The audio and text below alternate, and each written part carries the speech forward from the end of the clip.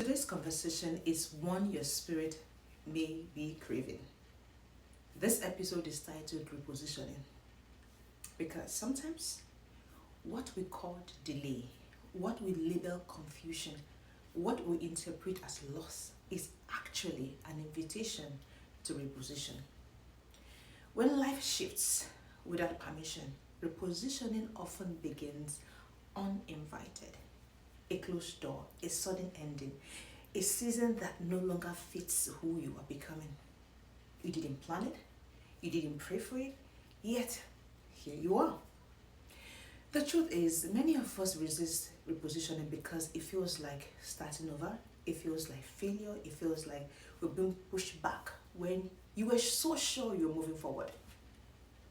But hear this from me clearly: repositioning is not regression, it is divine realignment from God.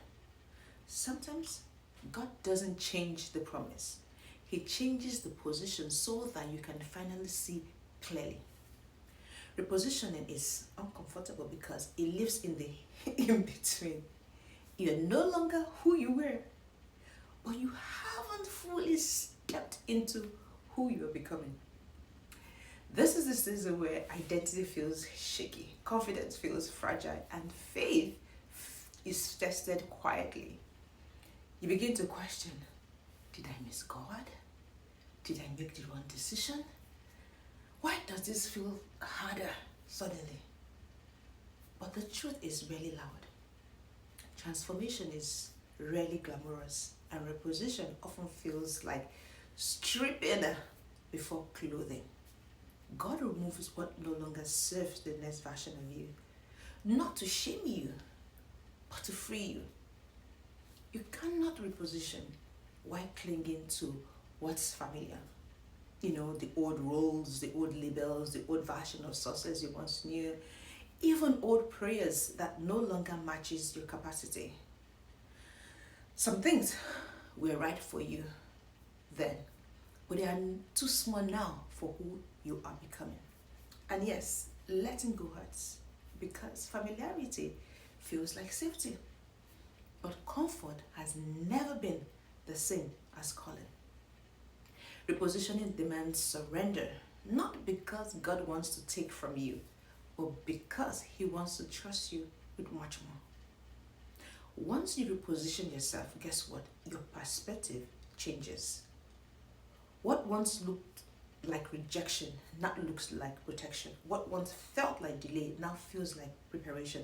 And what once broke you now built discernment, depth, and resilience. You begin to see differently, you begin to move differently, and you begin to choose differently. Repositioning sharpens your discernment, it refines your voice, it matures your faith. You stop chasing validation from people, you start walking in alignment. If you are in a season of repositioning, let me say this to you now. You are not lost, you are not behind, and you definitely are not forgotten. You are only being aligned. So, trust the process, honor the path, and don't rush what is reshaping you. Because when repositioning is complete, guess what happens? You don't just arrive stronger, you arrive ready.